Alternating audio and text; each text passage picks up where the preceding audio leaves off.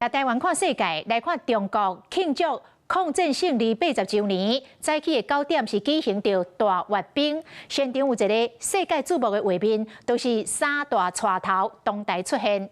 中国的国家主席习近平，正手边是俄罗斯的总统普丁，倒手边是北韩的领导人金正恩。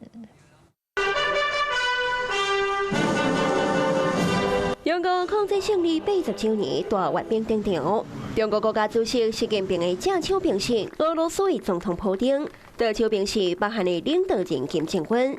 三大领导人和你指挥出现，正做今年阅兵的焦点。金正恩甚至传言查囝金主爱参加阅兵，由中国外交部长王毅亲身迎接。 南韩分析，这可能是金正恩搁在向外界暗示，金主爱就是伊的接班人。 You can imagine the conversations behind closed doors. What pressure points does Trump respond to? Can Xi use his influence? Can Putin exploit his outreach? Can Kim secure another summit?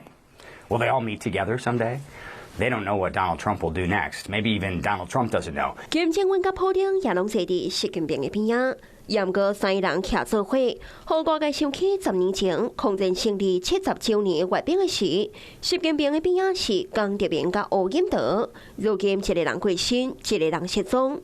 另外，还有3位红调在军方歌战也拢无在场，因就是苗华、李尚浩甲何伟东。总结一下，不到2年的时间里，中央军委咱们说7个席位是吧？军委主席、军委副主席加上军委委员，3个半。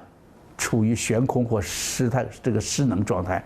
整个阅兵开始的总指挥，也是今仔日才公布，是中部战区空军司令员韩胜元，不是中部战区司令王强。几十年来的铁律从无例外，只要在北京办阅兵，总指挥必然是卫戍京畿的北京军区司令。军改之后，那就是中部战区司令。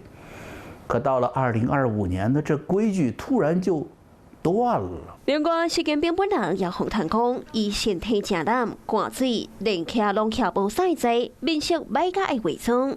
中国政权的暗流关家，电倒比阅兵更加使人好奇。 Hello， 我是雷亚，想要抢先掌握最及时的新闻资讯吗？赶快订阅、按赞、开启小铃铛，锁定华视新闻 YouTube 频道。